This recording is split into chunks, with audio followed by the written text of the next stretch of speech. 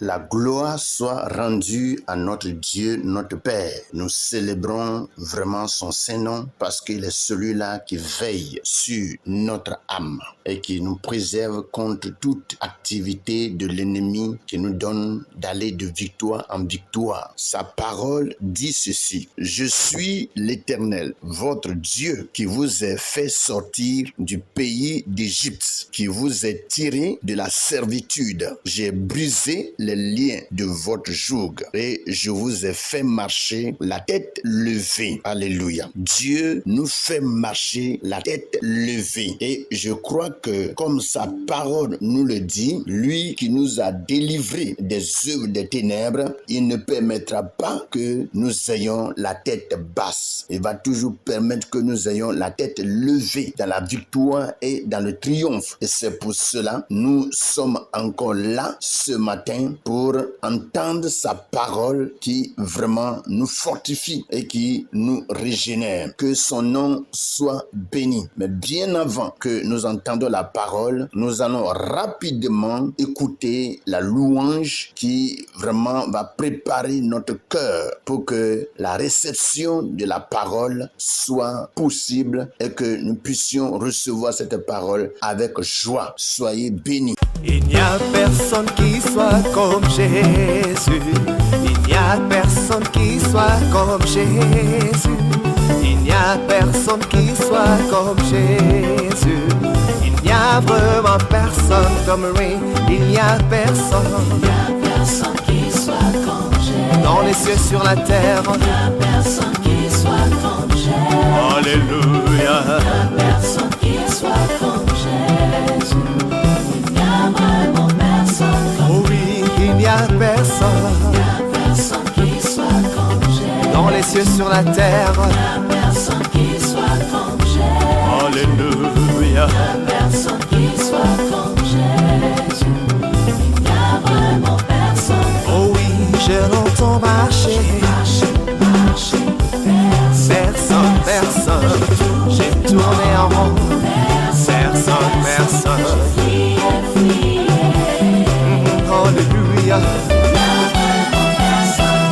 Réjouissons-nous et soyons heureux. Rendons-lui gloire, car le moment des noces de l'agneau est arrivé et son épouse s'est préparée. Gloire à Jésus. Nous devons en réalité nous réjouir parce que nous appartenons à un Dieu glorieux. Et en tant qu'Église, nous sommes l'épouse du roi des rois, le Seigneur des seigneurs, qui bientôt viendra chercher son Église.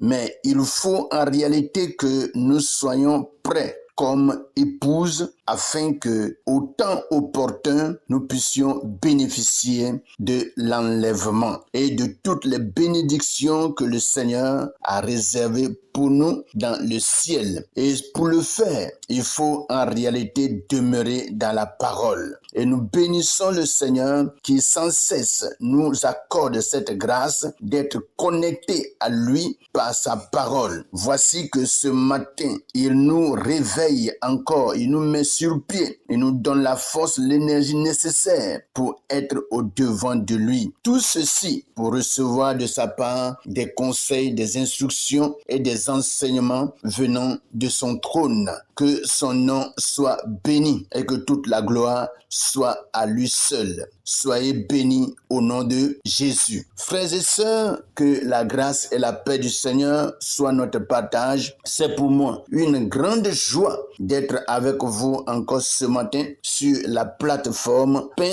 de vie. Et c'est pour cela, sans trop tarder, nous allons vraiment prendre nos Bibles dans le livre d'Ecclésiaste, chapitre 1, et nous allons lire aujourd'hui du verset 12 au verset 14. Et nous faisons notre lecture dans la version Louis II.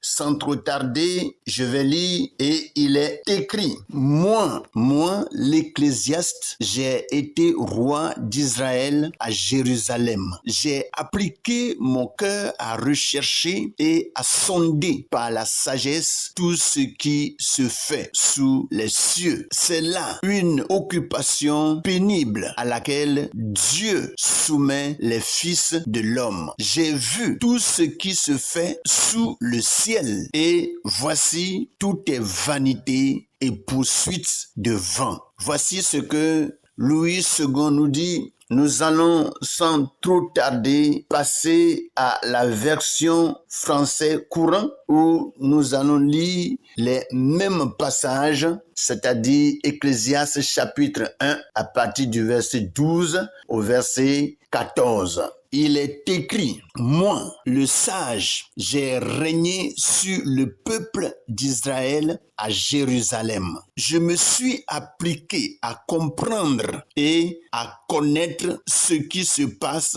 dans le monde à l'aide de toute ma sagesse. » C'est là une préoccupation pénible que Dieu impose aux humains. J'ai vu tout ce qui se fait ici-bas. Eh bien, ce n'est que fumée, course après le vent. Voici ce que le français courant nous dit et nous allons rapidement retourner à la version Louis II et nous allons entamer notre méditation de ce jour en revenant au verset 12 de Ecclésiaste chapitre 1. Moi, l'Ecclésiaste, j'ai été roi d'Israël. À Jérusalem, j'ai appliqué mon cœur à rechercher et à sonder par la sagesse tout ce qui se fait sous le ciel. C'est là une préoccupation pénible à laquelle Dieu soumet les fils de l'homme. Mes frères et sœurs, comme Salomon est en train de le déclarer, Salomon a été roi d'Israël à Jérusalem. Et nous connaissons en réalité combien de fois Dieu l'a doté de la sagesse divine et de connaissance. En réalité, tout homme reçoit de la part de Dieu de la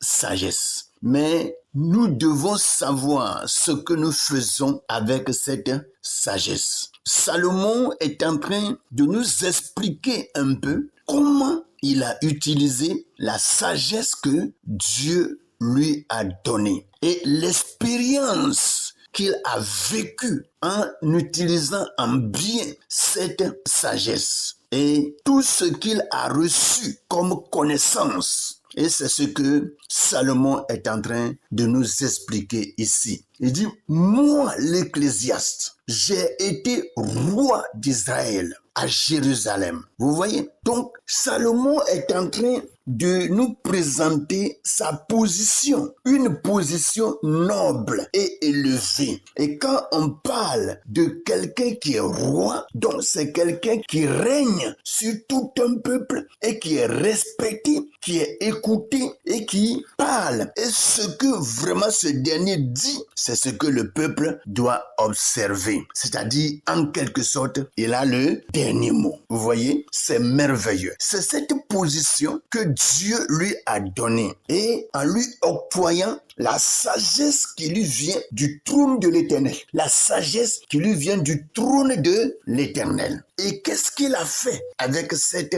sagesse? Il dit, j'ai appliqué mon cœur à rechercher et à sonder par la sagesse tout ce qui se fait sous les cieux. Donc, Salomon a utilisé sa sagesse à sonder, à rechercher tout ce qui se fait sous les cieux, c'est-à-dire dans ce monde. Salomon a utilisé sa sagesse pour comprendre en réalité la vie. Mes frères, nous vivons aujourd'hui, mais est-ce que nous cherchons à comprendre cette vie-là? Est-ce que nous cherchons à comprendre la vie que nous menons? Est-ce que nous cherchons à savoir ce que cette vie peut nous apporter aujourd'hui, demain et après-demain? Salomon, lui, il a pris sa sagesse et il a commencé à chercher, à connaître, à fouiller, vous voyez, à expérimenter la vie pour savoir ce que cette vie est. Il y a des gens qui vivent aujourd'hui sans connaître la vie qu'ils mènent. Pour eux, comme ils respirent et ils ont vraiment la force, ils ont l'énergie, ils ont la santé en eux, alors ils peuvent marcher, ils peuvent parler, alors il faut faire de cette vie ce qu'ils veulent. Non, la vie en réalité n'est pas ainsi. Quand Dieu te donne la vie, en plus la vie qu'il te donne, il te donne la sagesse. Et cette sagesse doit t'amener à analyser certaines choses pour savoir comment marcher et parvenir à bon port. Sans cela, c'est l'échec qui va nous rencontrer en chemin. Mais ce n'est pas le désir de chacun d'entre nous. Mes frères, ouvrons nos yeux et comprenons la parole de Salomon. Il dit, c'est là une occupation pénible à laquelle Dieu soumet les fils de l'homme. Dieu nous a soumis à une préoccupation, à une occupation pénible. En réalité, ce n'est pas facile à faire. C'est difficile. Mais lorsque, en réalité, nous nous mettons dans cela, Dieu nous donne l'opportunité d'y parvenir. La preuve est que plusieurs d'entre nous, en réalité, aujourd'hui, souffrent dans sa vie. Nous rencontrons pas mal de difficultés. C'est ça le problème. Parce que nous n'arrivons pas à rechercher, à sonder, à analyser, à voir en réalité ce que c'est que la vie dans laquelle nous sommes et demander à Dieu de nous donner une direction. C'est ça le problème. Mais Salomon, lui, il a utilisé sa sagesse pour le faire. C'est Dieu qui nous soumet à cela. Ce n'est pas un homme. Ce n'est pas la volonté aussi d'un homme, mais c'est la volonté de Dieu. Est-ce que nous comprenons la parole de ce matin? Vous voyez, cette parole est claire. Elle est claire dans le français courant. Moi, le sage, j'ai régné sur le peuple d'Israël à Jérusalem. Je suis appliqué à comprendre et à connaître ce qui se passe dans le monde à l'aide de toute ma sagesse. Vous voyez, Dieu nous a donné la sagesse. À quoi nous utilisons cette sagesse? Qu'est-ce que nous faisons avec cette sagesse? La question est à chacun d'entre nous, même à moi aussi qui vous parle. La question est à nous. Dieu nous donne la sagesse. Qu'est-ce que nous en faisons? Est-ce que nous prenons cette sagesse seulement pour la distraction, pour nous amuser, pour faire ce qu'on veut? Non.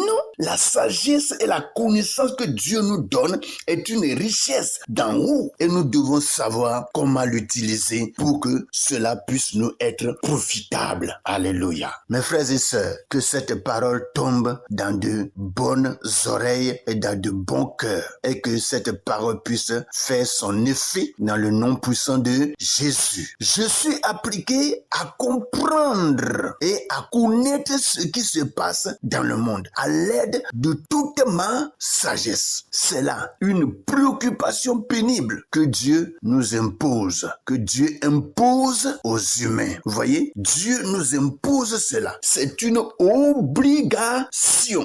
obligation que chacun d'entre nous parvienne par la sagesse que Dieu lui donne à rechercher vraiment comment le monde marche et demander au Seigneur un apport, une aide, un soutien pour que nous puissions y arriver et être heureux sur cette terre et aussi être heureux d'être un jour avec lui dans le ciel. Que Dieu nous bénisse. Mes frères et sœurs, cette parole est très très très bonne et elle est merveilleuse comme méditation de ce jour. Salomon continue et il dit, j'ai vu tout ce qui se fait sous le soleil et voici tout est vanité et poursuite de vent. Donc Salomon après toute analyse a vu quelque chose de très important. Il dit, j'ai vu tout ce qui se fait sous le ciel. Salomon a expérimenté tout ce qui se fait dans ce monde, le mal comme le bien. Il a expérimenté cela, le plaisir. Il a expérimenté toutes ces choses. Il a expérimenté ce qu'on appelle la gloire. Il a expérimenté toutes choses. Et quand il a fini, il nous donne un résumé. Alléluia. Il dit, j'ai vu tout ce qui se fait sous le ciel. Et voici, tout est vanité et poursuite de